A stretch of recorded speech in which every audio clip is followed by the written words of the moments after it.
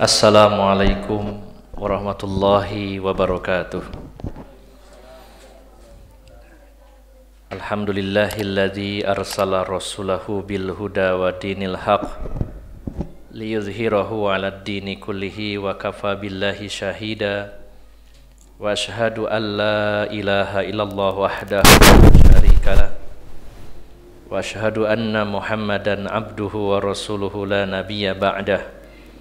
Allahumma salli wa sallim wa barik ala nabiyyina Muhammadin wa ala alihi wa sahbihi ajma'in.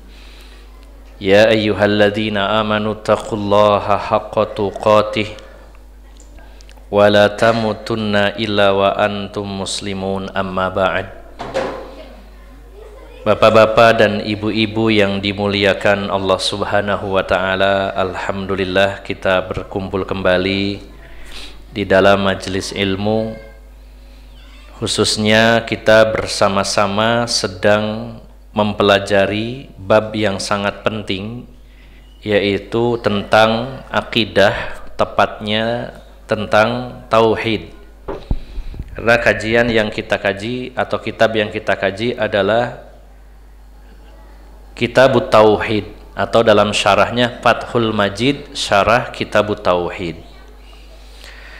Dan dalam perjalanan hidup kita ini, bekal yang paling utama adalah menjadikan kita sebagai ahlut tauhid, di mana Allah Subhanahu wa ta'ala dan juga Rasulullah sallallahu alaihi wasallam menyebut kalimat tauhid dengan qaulus sabit, yaitu ucapan yang teguh. Qaulus sabit, ucapan yang teguh, ini merupakan modal utama dan bekal utama dalam perjalanan hidup kita di dunia maupun di akhirat. Allah berfirman di dalam surat Ibrahim, surat 14 ayat yang ke-27. Yusabbitullahu alladhina amanu bil qawlis sabiti fil hayatid dunya wa fil akhirah. Allah mengokohkan orang-orang beriman, Allah meneguhkan orang-orang beriman di dunia dan di akhirat dengan apa? Dengan qaulus sabit, ucapan yang teguh. Apa itu ucapan yang teguh? Rasulullah menafsirkan ayat ini dalam sabdanya. Beliau mengatakan bahwa idza ibtalal muslim fi qabrihi, ketika seorang muslim diuji, ditanya di alam kubur oleh dua malaikat Munkar dan Nakir, lalu dia mengatakan la ilaha illallah, maka kata Rasulullah, itulah qaulus sabit, ucapan yang teguh, adalah ucapan kalimat la ilaha illallah. Maka siapa yang mengucapkan la ilaha illallah, dipahami secara benar, keluar dari hati yang terdalam, dan dipraktekkan betul-betul dalam kehidupan keseharian, maka dialah ahlu tauhid. Kalau hari ini kita hanya membacanya saja la ilaha illallah, maka kalimat itu tidak berfungsi, karena ucapan harus selaras dengan perbuatan. Kalimat la ilaha itu artinya meniadakan. La ilaha, tidak ada sesembahan yang hak illallah, kecuali Allah. Sehingga orang yang mengucapkan la ilaha illallah itu akan membuang, meminggirkan seluruh sesembahan selain Allah Subhanahu wa ta'ala. Selain Allah tidak akan pernah dijadikan sesembahan. Selain Allah tidak pernah dijadikan tempat bersandar. Semua yang ada di alam ini semuanya bukan Tuhan, bukan sesembahan yang hak, illallah, kecuali Allah. Maka ucapan ini harus selaras dengan keyakinan, dengan perbuatan kita. Apa gunanya kita mengatakan la ilaha illallah, tidak ada yang saya sembah, tidak ada yang berhak untuk disembah kecuali Allah, tapi nyembah yang lain. Bisa jadi dia tidak sujud, tidak ruku kepada batu, kepada pohon. Tapi kesyirikan bukan hanya ruku dan sujud kepada pohon atau kepada batu, banyak sekali jenisnya. Maka orang mengucapkan la ilaha illallah tapi masih memalingkan ibadah kepada selain Allah, maka tidak ada guna ucapan tersebut. Ustadz kan sekedar mengatakan la ilaha illallah pasti selamat. Kalau tidak cocok dengan perbuatannya tidak akan dianggap kalimat la ilaha illallah itu. Seperti pernah saya contohkan, ada seorang suami berkata kepada istrinya, tidak ada istri bagi saya kecuali kamu. Ya. Suami ini mengatakan berulang-ulang, tidak ada istri buat saya kecuali kamu sendiri. Ini ucapan. Nah, kita lihat faktanya, buktinya. Apakah dia punya istri yang lain atau punya wanita lain atau tidak? Kalau dia mengucapkan, dek, nggak onok bojo kejaba sampean, wis gak onok liane.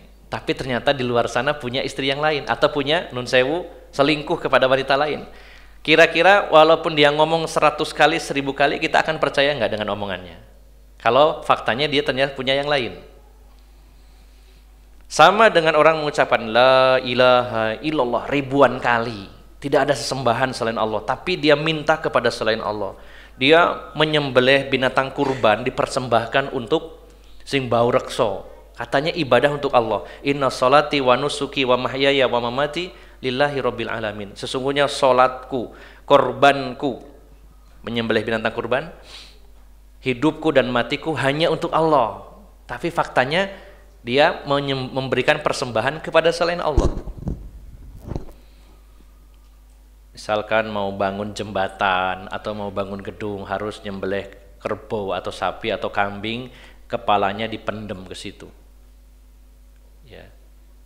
Ini orang Indonesia itu syirik tapi seleranya rendah, atau maaf, jin yang bau rekso di Indonesia kalau dikasih kepala kambing, kepala sapi itu seleranya rendah. Karena kalau di negeri orang seperti di Mesir kuno, itu yang dipersembahkan itu perawan. Gadis harus disembelih, harus dikorbankan. Nah, itu katanya untuk penguasa, untuk simbol rukso. Nanti di Indonesia selera jinnya rendah, kok dikasihnya cuma kepala.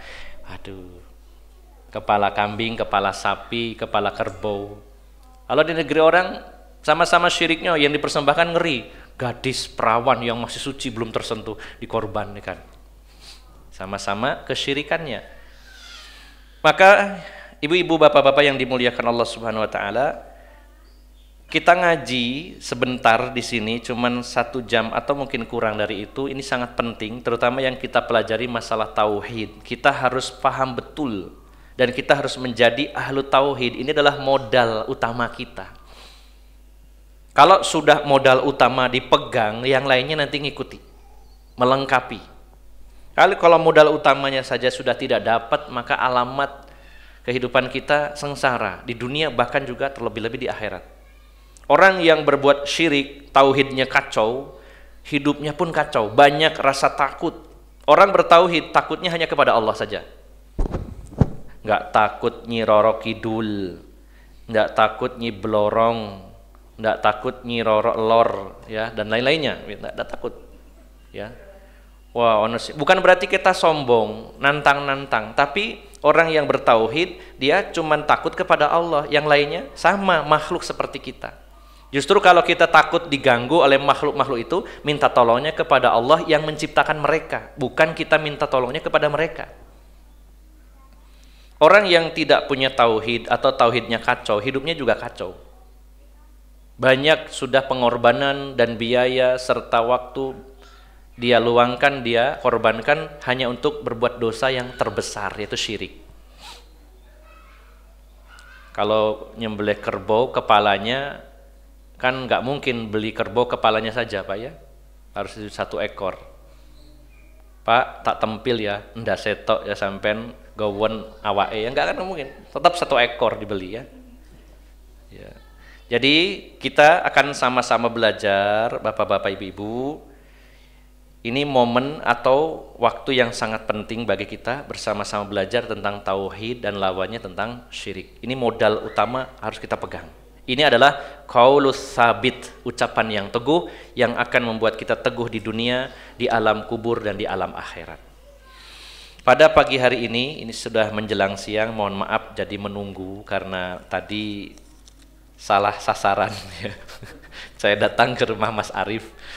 Ya, setelah itu ke pasar ada bongkar-bongkar, masuk ke kampung kok balik lagi ke rumahnya Mas Arif. Jadi 2 kali muter. Jalan-jalan sama istri tadi ya. Jadi akhirnya bapak-bapak ibu-ibu jadi menunggu ya. Mudah-mudahan masa-masa menunggunya juga diberikan pahala oleh Allah Subhanahu wa taala. Masuk bab baru, pada bab terakhir kita sudah membahas tentang orang-orang yang masuk surga tanpa hisab, tanpa azab. Kita masuk bab baru, yaitu babul khaufi minasyirki. Bab tentang anjuran bahkan perintah untuk khawatir, takut dengan perbuatan syirik. Maksudnya itu kita harus khawatir kalau diri kita ini terjatuh dalam perbuatan syirik yang mengerikan. Jadi bab ini poinnya adalah bab tentang kita ini wajib selalu khawatir, selalu takut kalau diri kita ini, keluarga kita ini terjatuh dalam kesyirikan. Jangan dianggap remeh, jangan dianggap sebelah mata. Syirik ini perkara besar. Urusannya surga dan neraka, urusannya selamat atau celaka. Penting sekali.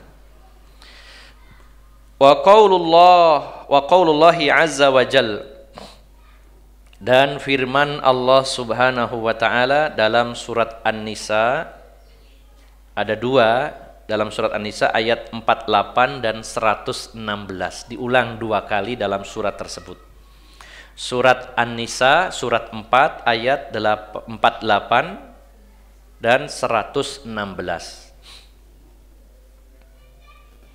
Allah berfirman, innallaha la yaghfiru ayyushraka bihi wa yaghfiru ma duna dzalika liman yasha. Sesungguhnya Allah tidak akan mengampuni dosa syirik, dan Allah akan mengampuni dosa selain syirik bagi siapa yang diinginkan oleh Allah Subhanahu wa ta'ala. Berarti kita akan fokus dalam ayat ini dua pembahasan. Yang pertama, Allah nggak akan mengampuni dosa syirik. Yang kedua, Allah akan mengampuni dosa lain selain syirik. Mungkin akan muncul pertanyaan dalam benak kita lah, terus kalau Allah nggak ngampuni sementara saya pernah berbuat syirik, lalu bagaimana caranya supaya diampuni? Atau apakah seperti itu maksudnya atau bagaimana? Terus yang kedua, kalau memang dosa syirik tidak diampuni dan dosa lain diampuni, berarti saya santai dong dengan dosa yang lain karena kok diampuni. Apakah seperti itu juga? Mari kita bahas. Ya. Qala Ibnu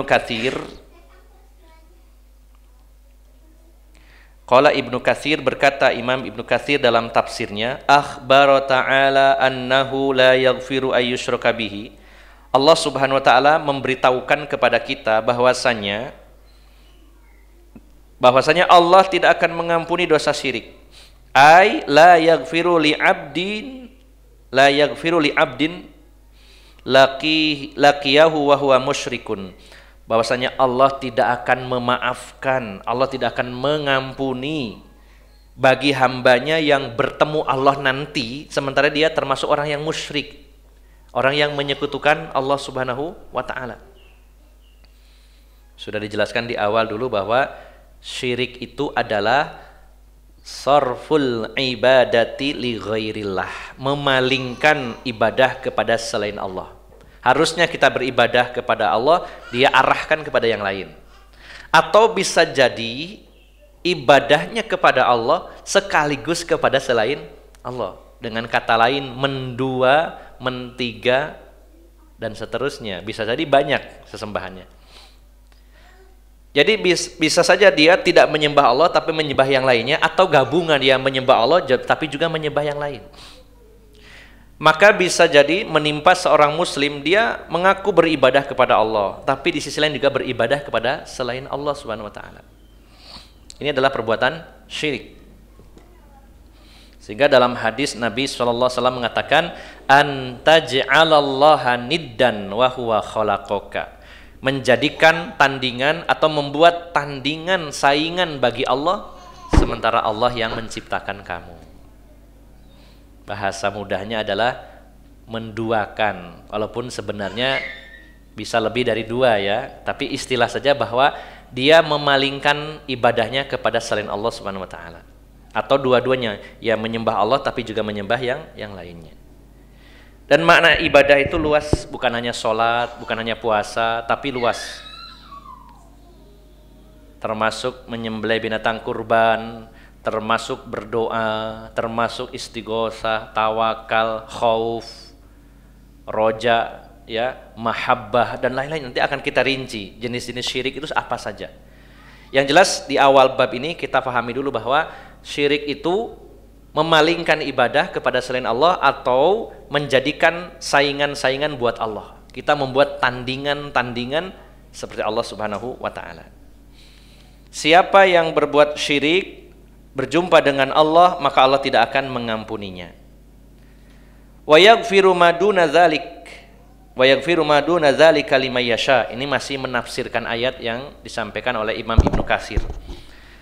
Dan Allah akan mengampuni dosa selain syirik, yaitu minaz dzunubi liman yasha min ibadih intaha. Yaitu Allah akan mengampuni dosa-dosa yang lainnya bagi siapa yang dikehendakinya. Dosa selain syirik apa saja Bu? Contohnya Bu? Coba ibu-ibu supaya aktif ya.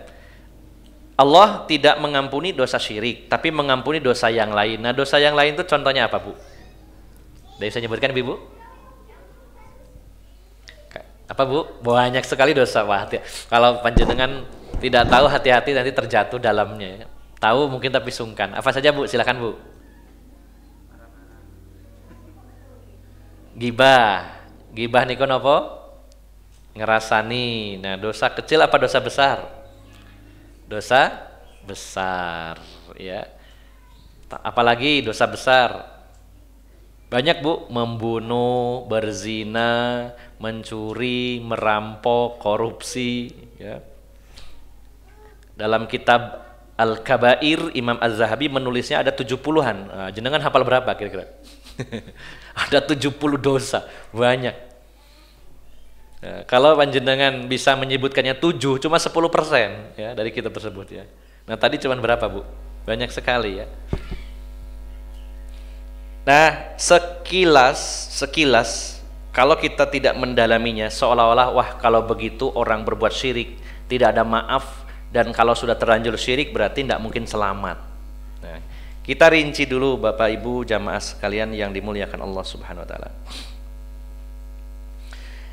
Jadi yang dimaksud bahwa kalau ada orang yang berbuat dosa apapun jenisnya, saya ulangi ya, kalau ada orang yang berbuat dosa apapun jenisnya, maka kalau dia itu bertaubat, ya, siapa yang berbuat dosa, dosanya sembarang dosa apapun, termasuk syirik, termasuk berzina, minum-minuman keras, berjudi, membunuh, ghibah, bersaksi palsu, ya, menuduh wanita yang baik-baik telah berzina, ya.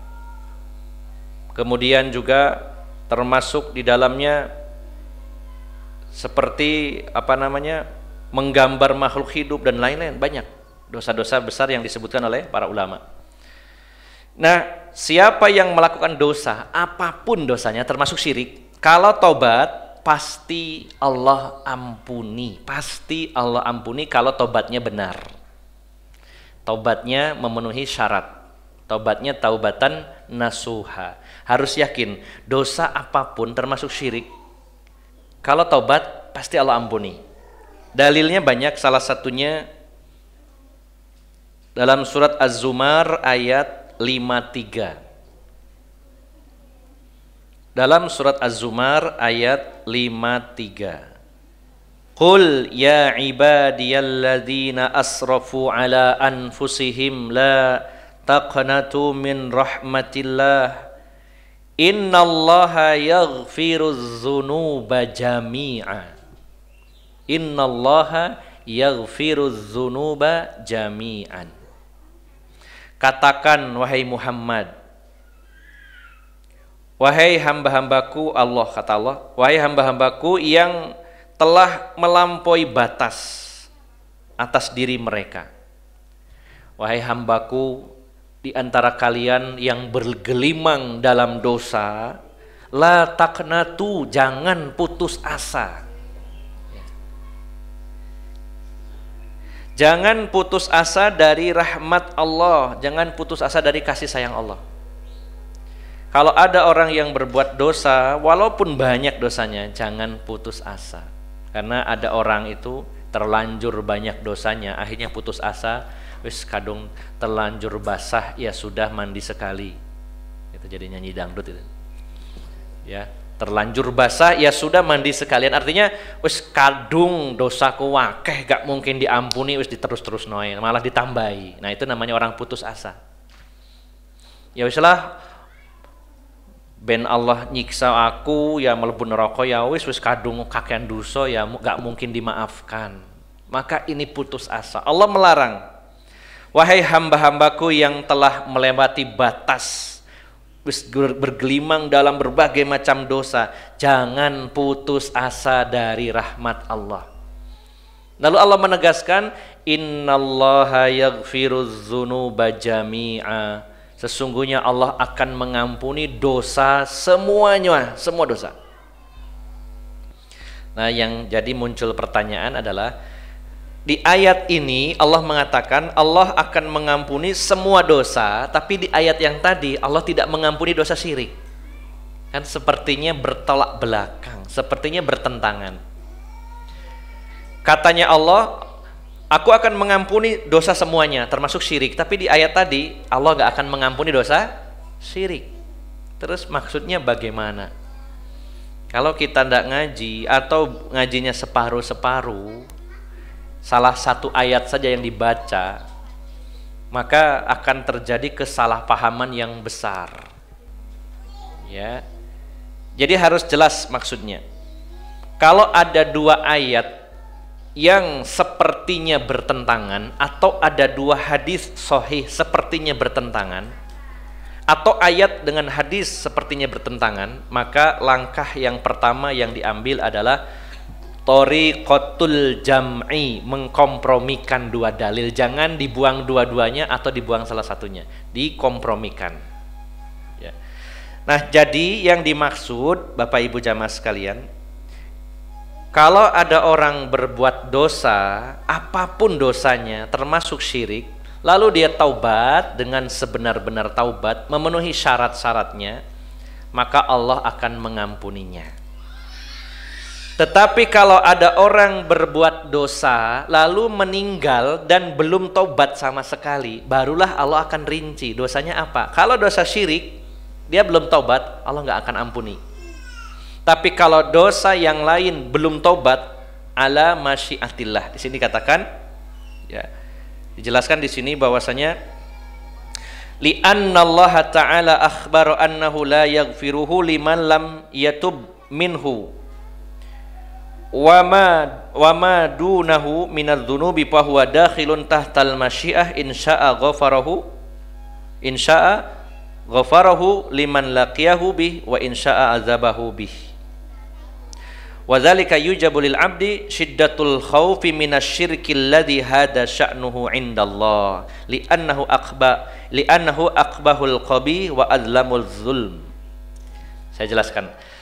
Jadi gini Ibu, ini perlu konsentrasi supaya tidak salah paham. Kalau ada orang berdosa, apapun dosanya, termasuk syirik, ya syirik yang membunuh, ya mencuri, berjudi, minuman keras, ghibah dan lainnya, dia berdosa. Lalu dia taubat dari semua dosa dengan memenuhi syarat-syarat taubat. Taubatnya taubat beneran, bukan kapok-kapok lombok, ya, taubat sambel, ya, beneran. Maka Allah akan mengampuni semuanya. Yaghfiruz dzunuba jami'an. Yakin Allah akan mengampuni. Yang penting taubat, ternyata taubat. Tapi kalau dia pendosa, melakukan dosa-dosa, macam-macam dosa, lalu meninggal dunia belum pernah bertaubat kepada Allah, maka di akhirat nanti akan disortir, dipilih. Oh, ini kamu melakukan kesyirikan, oh nggak ada maaf, nggak ada ampunan, udah selesai. Alamat kamu celaka, nggak ada ampunan.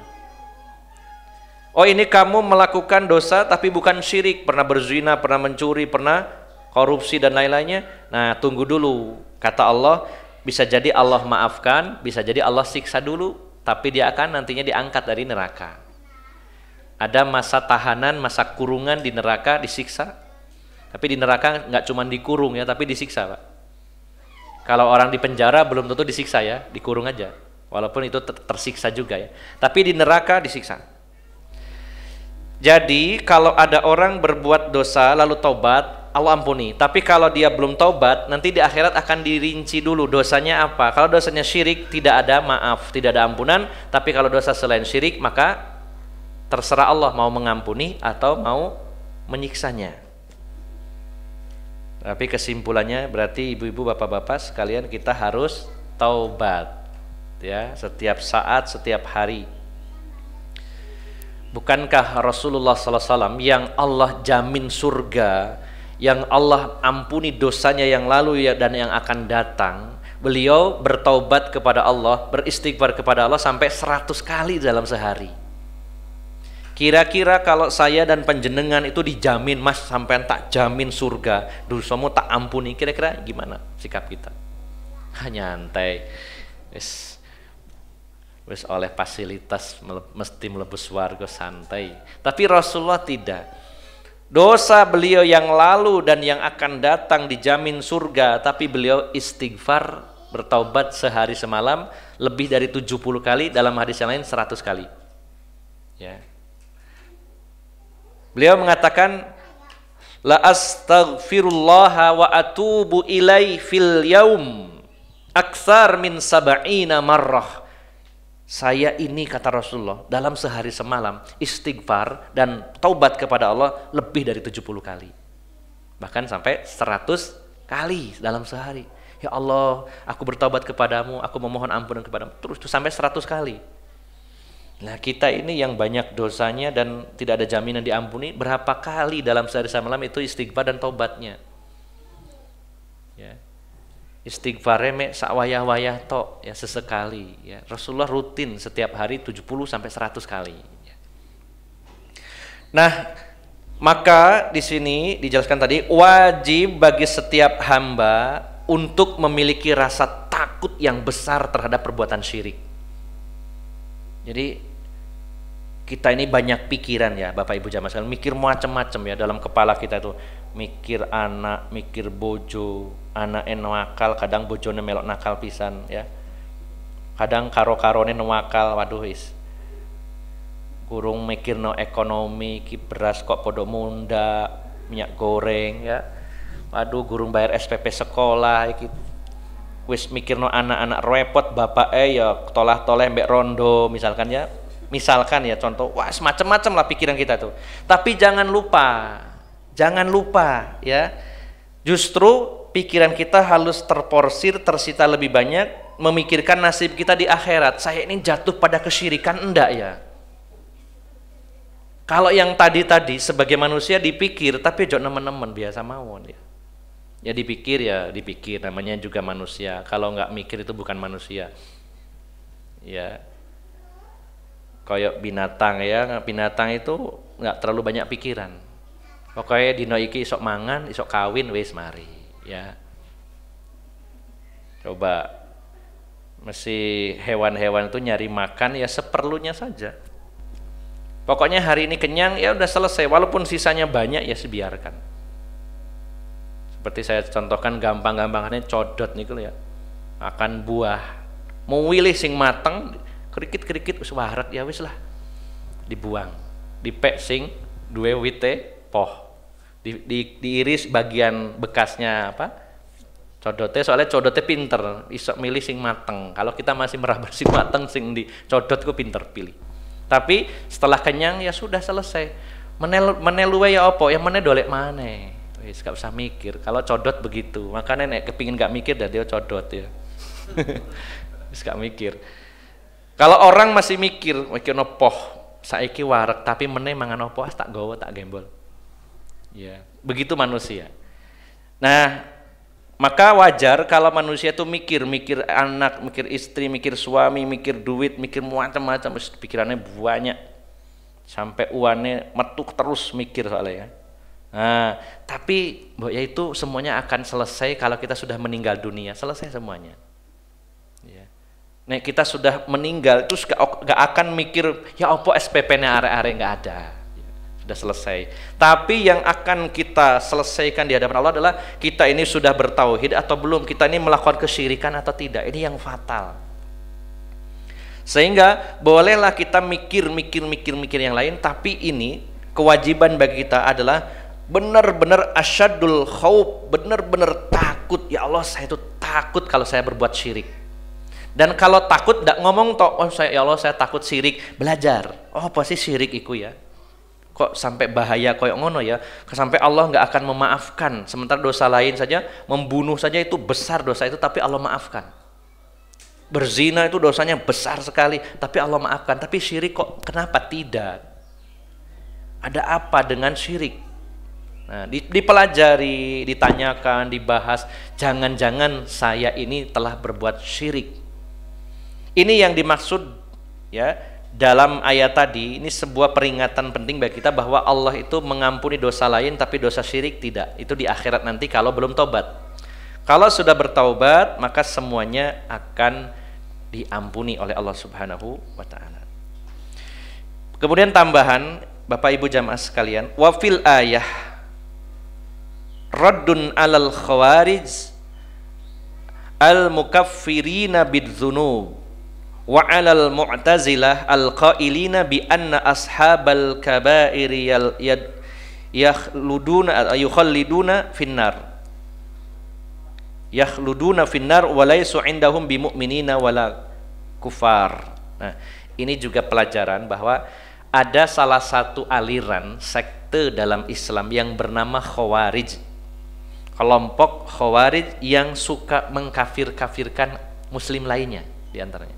Gampang-gampangan mengkafirkan orang.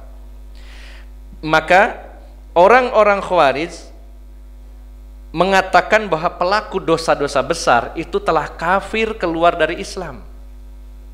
Maka ayat ini jadi bantahan bagi pendapat mereka. Bukankah Allah mengatakan tadi, innallaha la yaghfiru ayyushraka bihi wa yaghfiru ma duna dzalika liman yasha. Allah tidak akan memaafkan, mengampuni dosa syirik, tapi mengampuni dosa yang lainnya. Kalau diampuni berarti dia tetap sebagai seorang muslim. Ya, sebagai seorang muslim. Maka orang Khawarij itu mengatakan orang berzina, orang mencuri, membunuh itu kafir, sudah keluar dari Islam.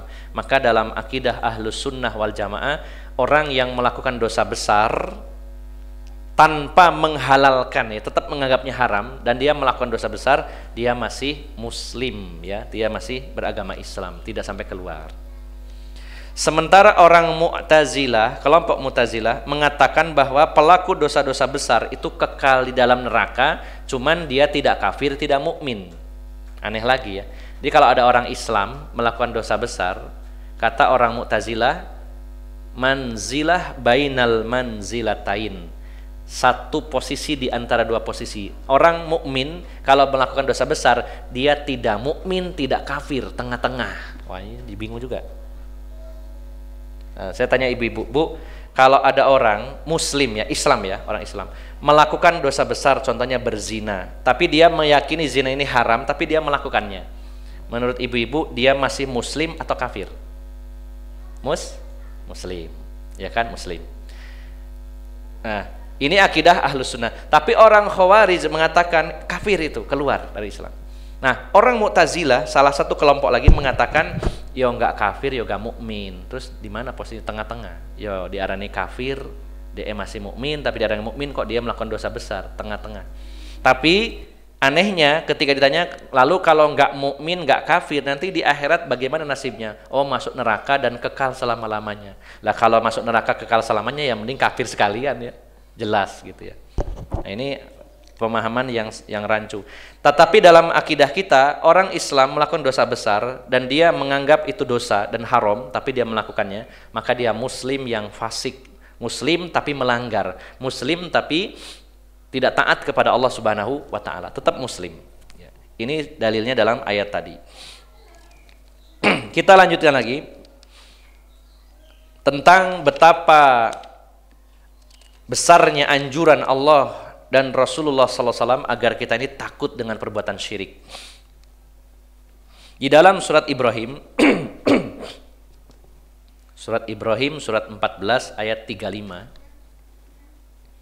Qala al-Khalilu alaihi salam. Al-Khalil di sini adalah gelarnya Nabi Ibrahim.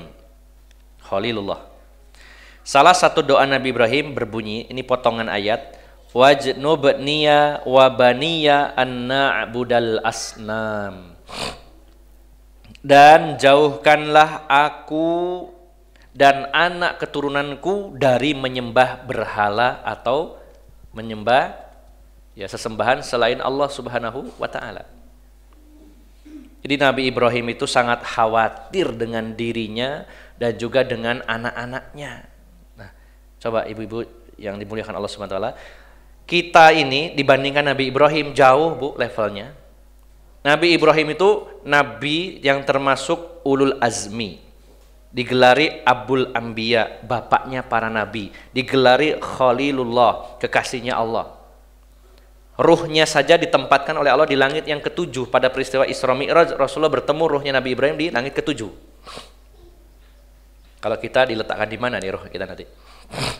Bukan di langit, ya. Ya tetap di alam kubur, ya di alam kubur. Kecuali yang mati syahid ditempatkan di perut atau temboloknya burung-burung surga.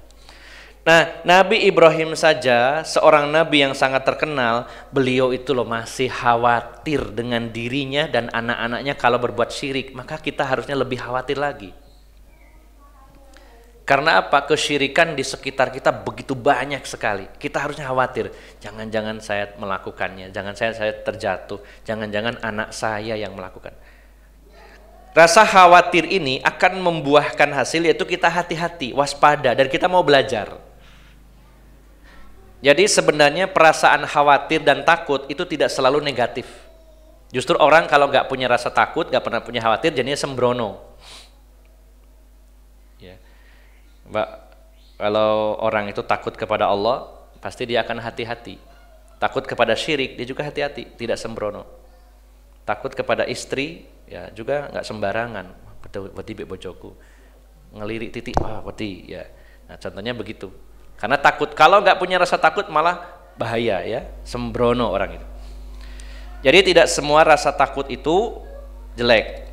Di sini justru perintahnya adalah anjuran untuk takut, khawatir kalau terjatuh dalam kesyirikan. Bahkan kekhawatiran kita dan ketakutan kita terhadap perbuatan syirik harusnya lebih besar dari takut miskin, takut gak makan, takut ini, takut itu. Ya.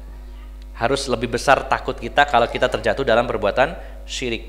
Nabi Ibrahim, ya, beliau berdoa kepada Allah, ya Allah, jauhkan aku dan anak-anak keturunanku dari menyembah berhala, berbuat syirik. Ya.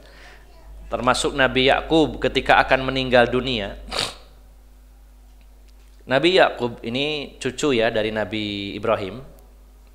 Beliau punya anak 12, salah satunya Nabi Yusuf. Ya, Nabi Yakub saat sakratul maut akan meninggal dunia,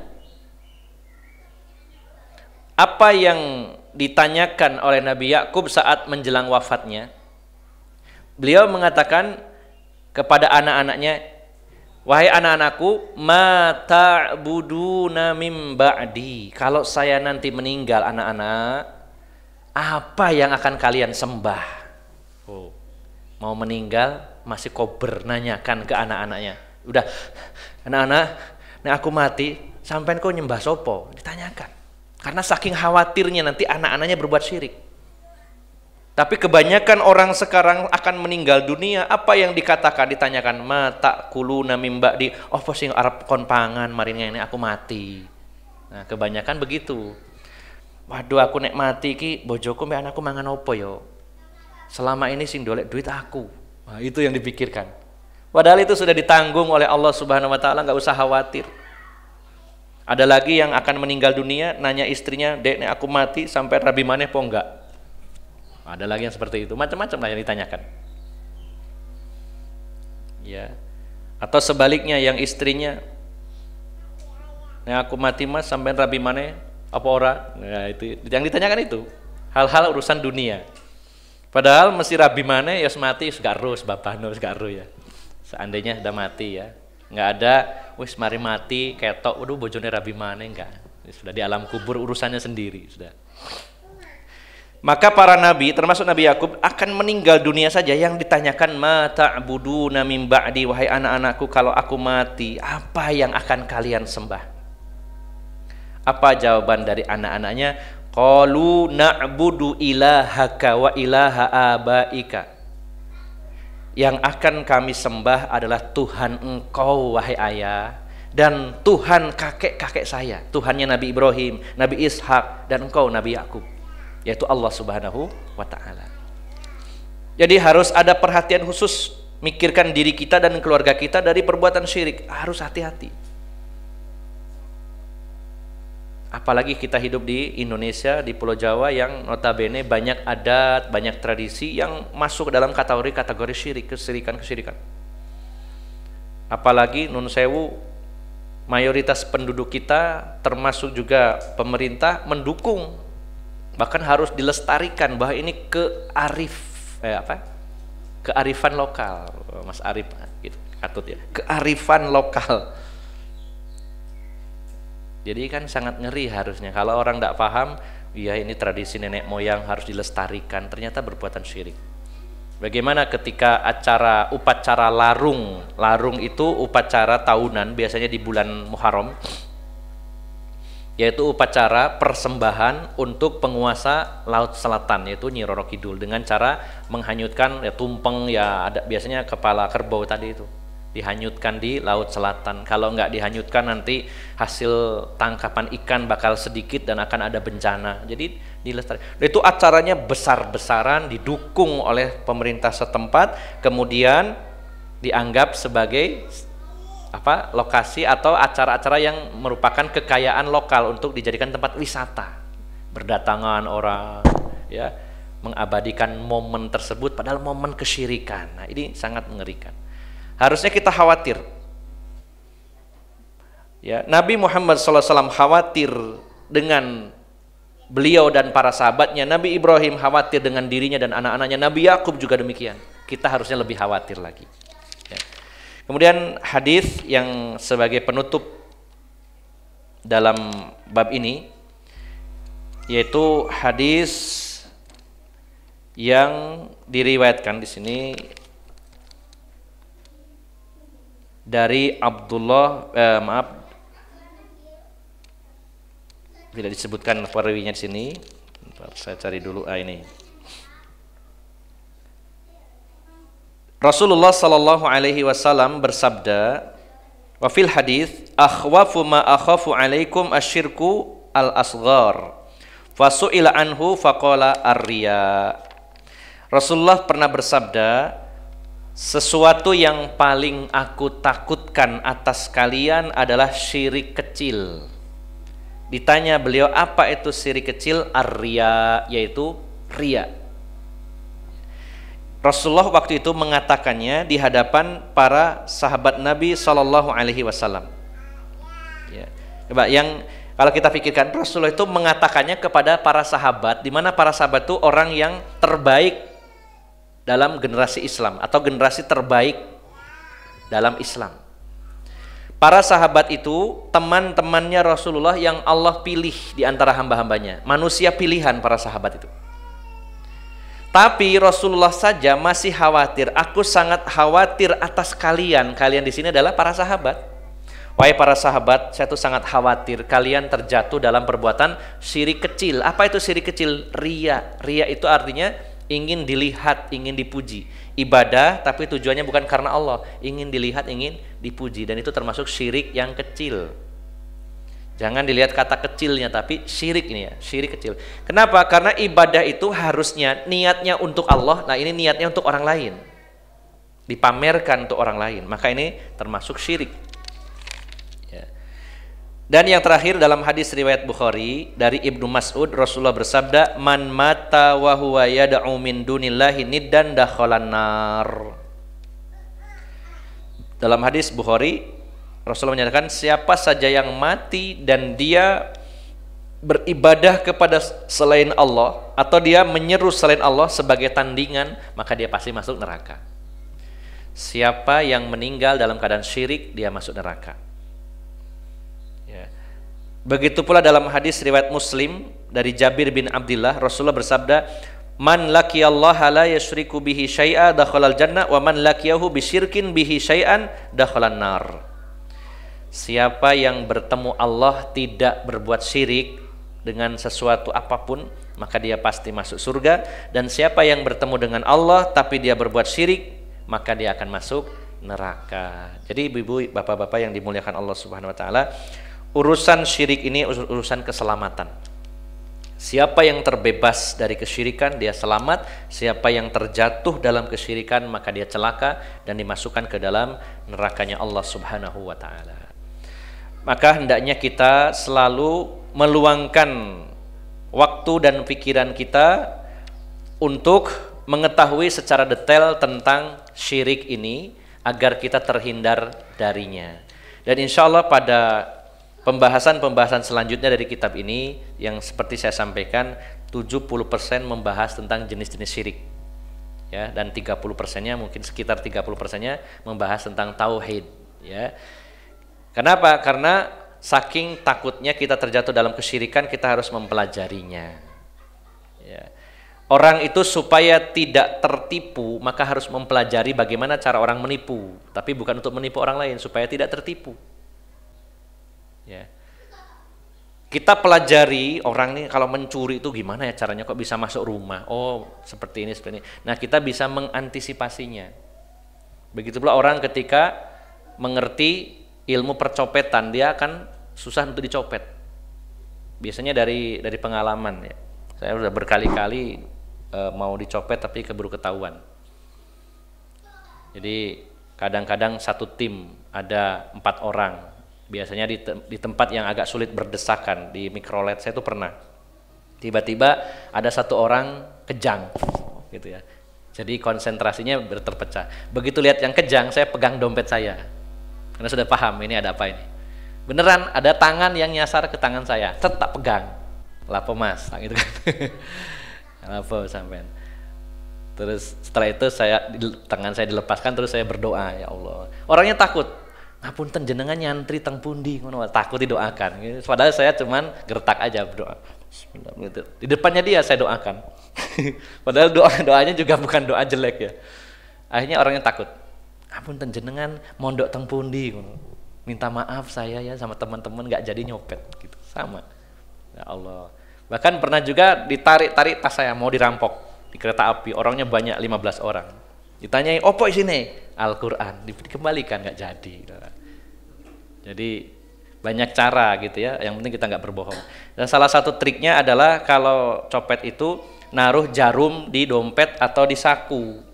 Karena dalam ilmu percopetan kalau mau nyopet kok ada jarumnya, oh ini koncone. Cuman saya mikir kalau saya kasih jarum nanti duduk nancep sendiri gimana gitu. Ya yang penting hati-hati lah. Nah intinya adalah kita mengetahui keburukan bukan untuk melakukannya, tapi untuk terhindar darinya gitu. Ya. Sehingga kita belajar tentang syirik ini sangat penting supaya kita tidak melakukan kesyirikan. Karena kalau kita tidak punya ilmu tentang syirik, kita akan terjatuh dalam kesyirikan tersebut. Maka Bapak Ibu jamaah sekalian, mari kita tetap semangat untuk mempelajari kitab-kitab para ulama, mempelajari Al-Quran dan hadis-hadis Nabi SAW, terutama bab tentang tauhid dan lawannya itu tentang syirik. Ya. Demikian bab tentang anjuran bahkan perintah agar kita ini memiliki rasa khawatir dan takut yang besar akan terjatuh dalam kesyirikan. Semoga kita semuanya dilindungi oleh Allah Subhanahu wa taala dari perbuatan syirik dan Allah menjadikan kita dan keluarga kita menjadi ahlut tauhid ya. Demikian semoga bermanfaat dan mohon maaf atas segala kekurangan. Barangkali ada yang ditanyakan sebelum kita tutup. Monggo Mas Arif dulu. Awal terjadi kesyirikan itu apa, Ustaz? Ya. Terjadi kesyirikan. Ya.